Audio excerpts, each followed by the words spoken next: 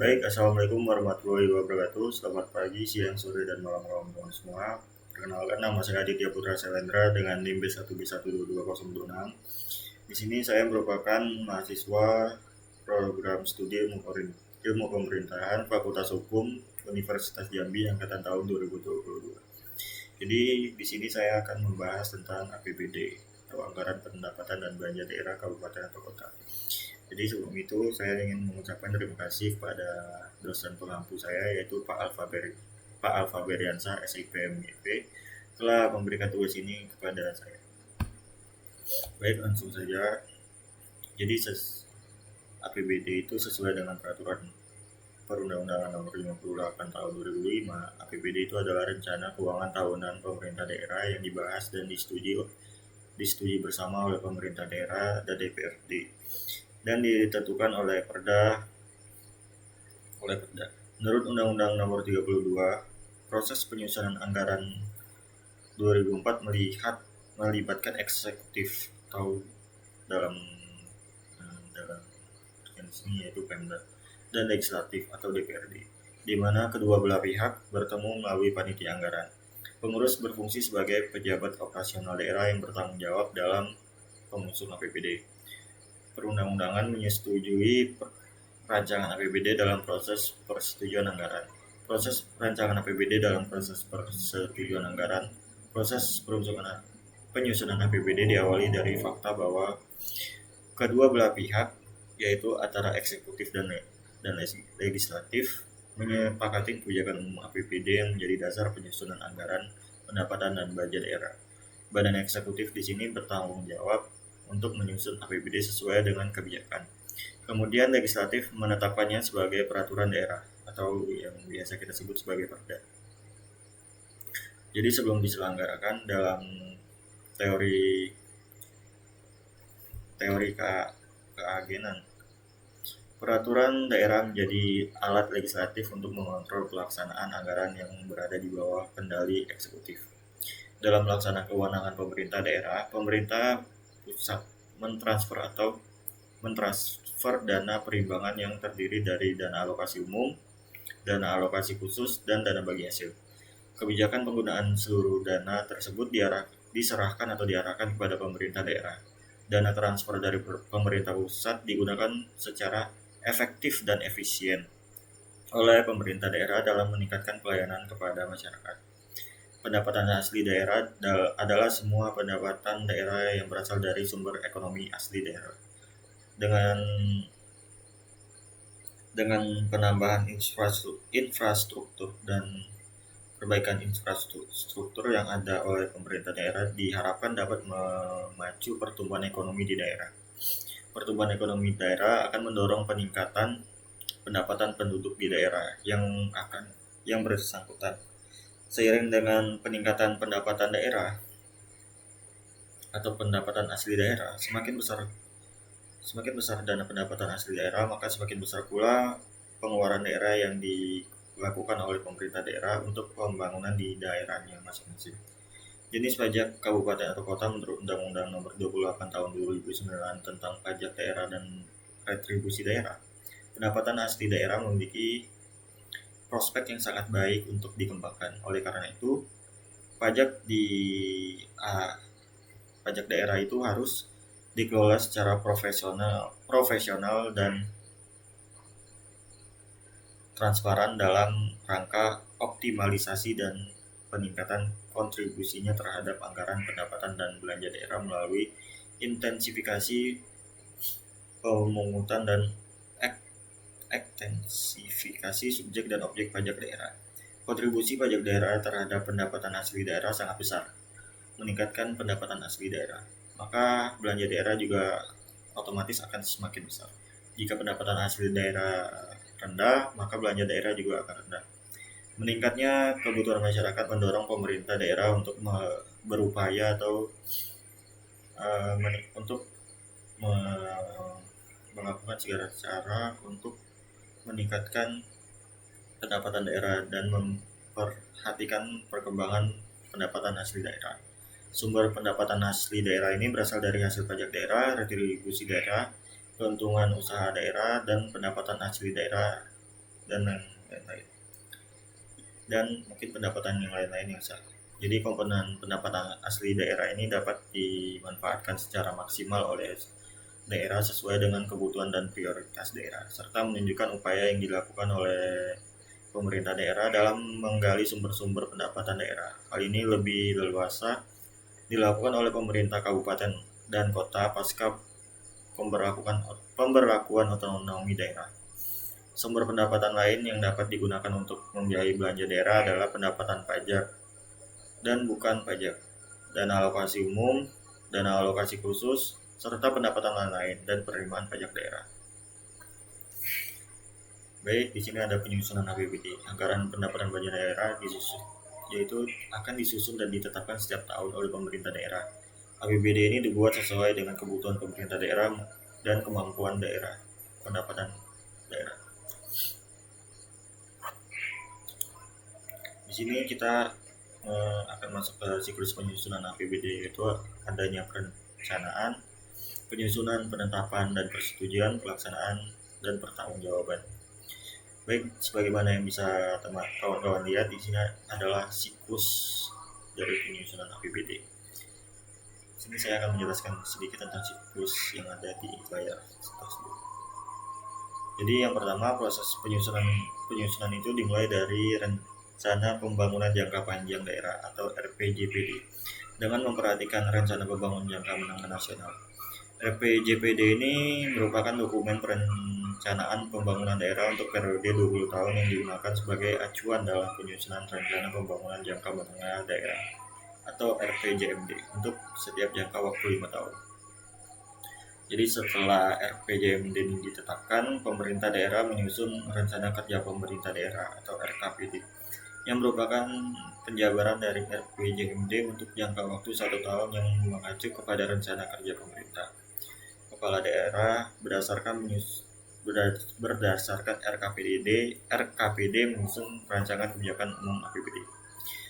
Rancangan kebijakan umum APBD yang telah dibahas kepala daerah bersama DPRD selanjutnya disepakati menjadi kebijakan umum APBD. Berdasarkan kebijakan umum APBD yang telah disepakati tadi, pemerintah daerah dan DPRD membahas rancangan prioritas dan plafon anggaran sementara atau PPAS yang disampaikan oleh kepala daerah. Kemudian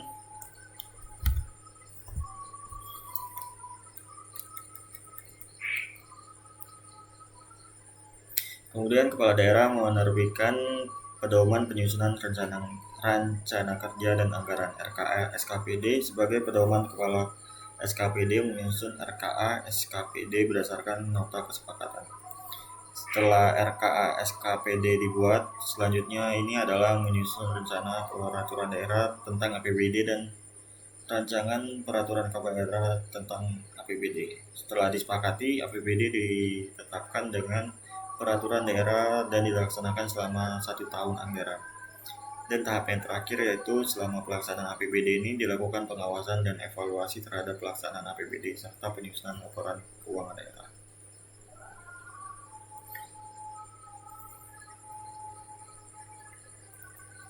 Jadi rencana pembangunan jangka panjang daerah ini adalah dokumen perencanaan daerah untuk periode 20 tahun yang menjadi acuan dalam penyusunan RPJMD.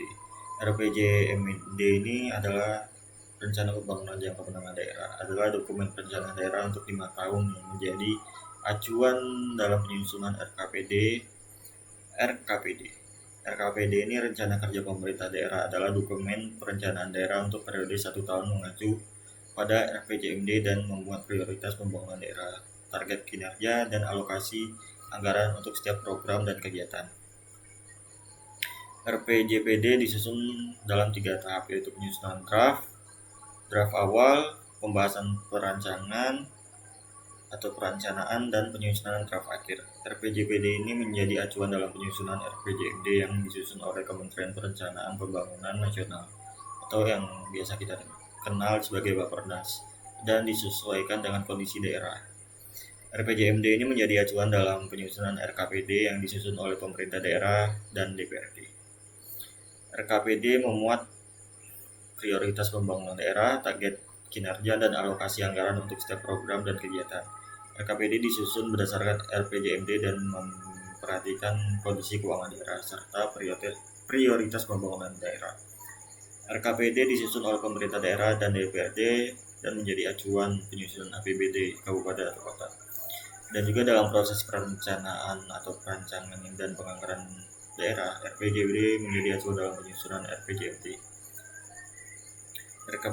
RKMD menjadi acuan dalam penyusunan APBD kabupaten atau kota. Dan juga RPJPD, RPJMD, dan RKPD ini merupakan dokumen perencanaan daerah yang penting dalam menentukan arah pembangunan daerah yang akan dan alokasi anggaran untuk setiap anggaran program dan kegiatan.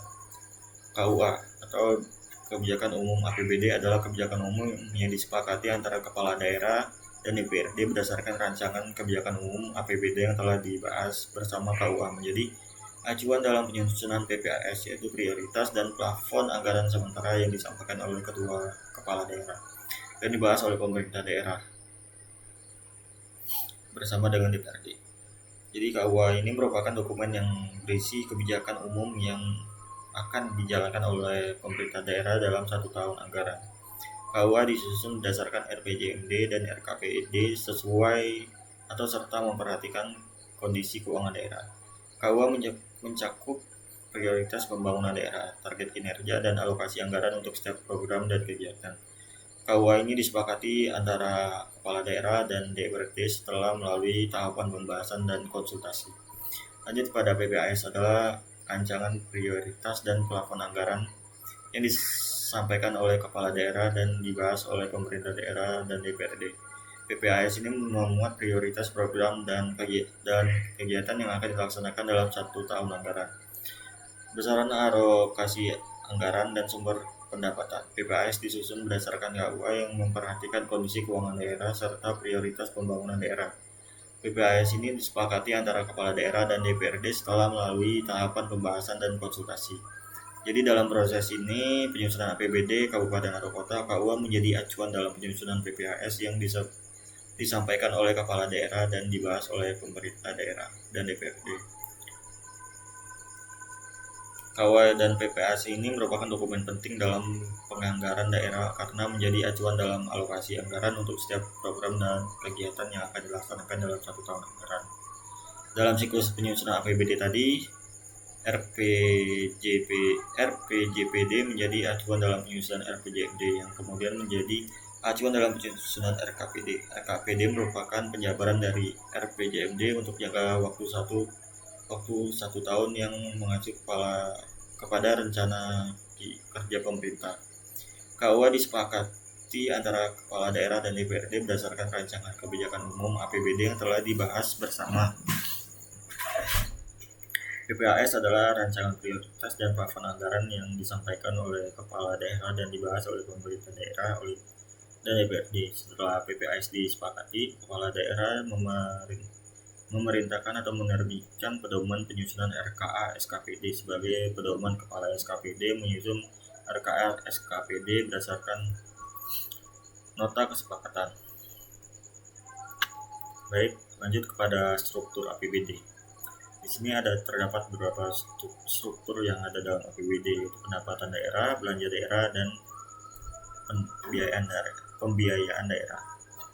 Masuk ke yang pertama yaitu pendapatan daerah. Pendapatan daerah ini merupakan unsur yang paling penting atau yang penting dalam anggaran pendapatan dan belanja daerah karena merupakan sumber penerimaan yang dapat digunakan untuk pemenuhan kebutuhan keuangan di daerah.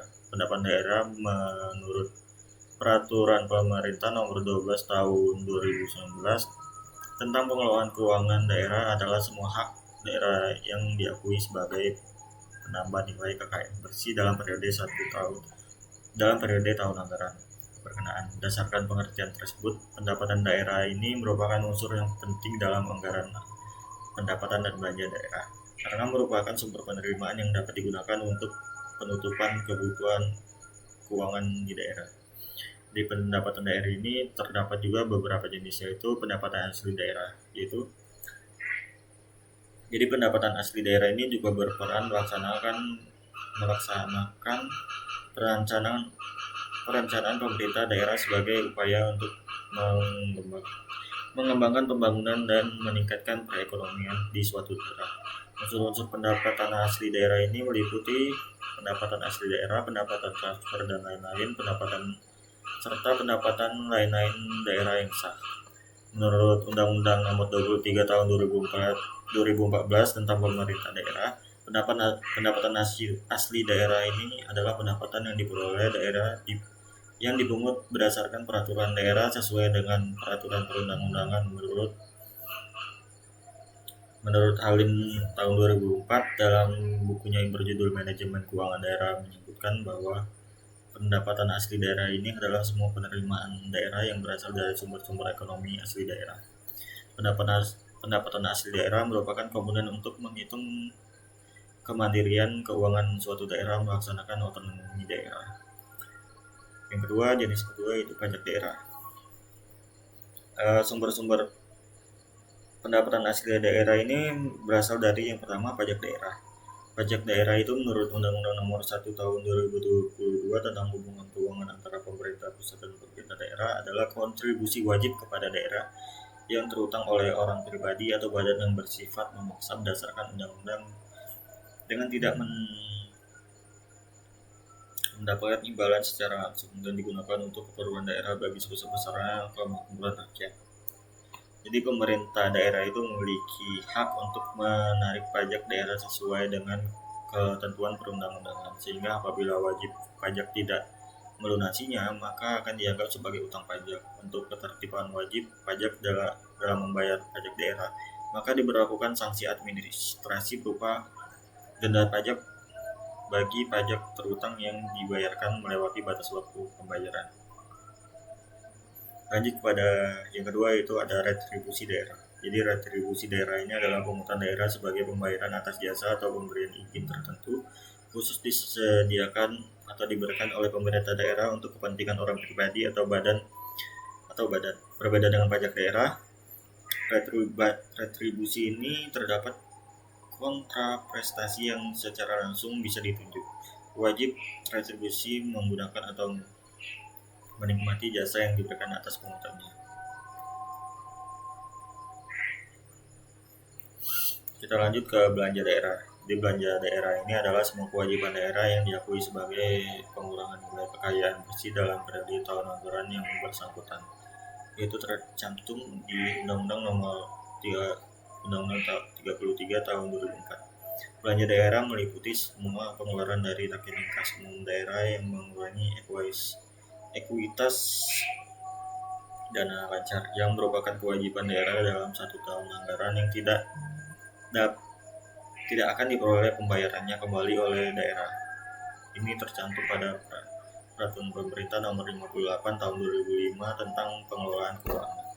Terbitnya Peraturan Pemerintah Nomor 12 Tahun 2019 tentang pengelolaan keuangan daerah dan dijabarkan dalam Peraturan Menteri Dalam Negeri Nomor 77 Tahun 2020 tentang pedoman teknis pengelolaan keuangan daerah berpengaruh terhadap belanja daerah pada penyusunan APBD yang mulai diimplementasikan pada tahun anggaran 2021.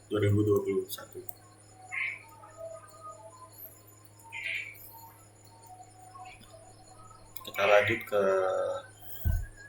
pembiayaan daerah. Jadi pembiayaan daerah ini adalah setiap penerimaan yang perlu dibayar kembali dan atau pengeluaran yang akan diterima kembali baik pada tahun berkenaan maupun pada tahun anggaran berikutnya. Jadi pembiayaan daerah ini terdiri dari pembiayaan daerah, penerimaan pembiayaan melalui silpa, pencairan cadangan, hasil penjualan kekayaan yang dipisahkan, penerimaan pinjaman daerah, penerimaan kembali pemberian pinjaman daerah, dan penerimaan pembiayaan lainnya. Yang kedua yaitu pengeluaran pembiayaan daerah meliputi pembayaran cicilan pokok, utang yang jatuh tempo, penyertaan modal daerah, pembentukan dana cadangan, pemberian pinjaman daerah, dan pengeluaran pembiayaan daerah lainnya. Kita lanjut ke anggaran pendapatan belanja daerah Kota Jambi tahun 2023. Anggaran pendapatan dan belanja daerah Jambi ini tahun 2023 telah disahkan senilai 1,7 triliun. Pengesahan ini dilakukan dalam rapat paripurna Senin tanggal 28 bulan November tahun 2022 pada malam. Jadi Wakil Ketua DPRD Kota Jambi M. Fauzi mengatakan ada perubahan besaran APBD Kota Jambi tahun 2023 yang awalnya diusulkan 1,4 triliun menjadi 1,7 triliun. Perubahan itu disebabkan pada saat penyampaian awal kepada DPRD Kota Jambi belum dimasukkan perkiraan dana transfer pusat. Namun setelah dibahas baru diketahui transfer pusat jadi 1,7 triliun. Jadi dananya itu menjadi 1,7 triliun. Ada masuknya DAK dan juga dana bagi hasil. Menurutnya penggunaan APBD 2022-2023 ini masih diprioritaskan terhadap pembangunan infrastruktur. Yang paling dominan adalah penyelesaian pembangunan kantor wali kota. Baik, sekian presentasi dari penjelasan materi mengenai APBD dari saya. Mohon maaf jika penjabaran materi ini masih jauh dari kata sempurna dan masih banyak kesalahan. Terima kasih untuk para teman-teman yang sudah menonton video ini. Semoga materi yang saya sampaikan ini atau penjelasan yang saya sampaikan ini dapat bermanfaat bagi teman-teman semua. Saya akhiri. Wassalamualaikum warahmatullahi wabarakatuh.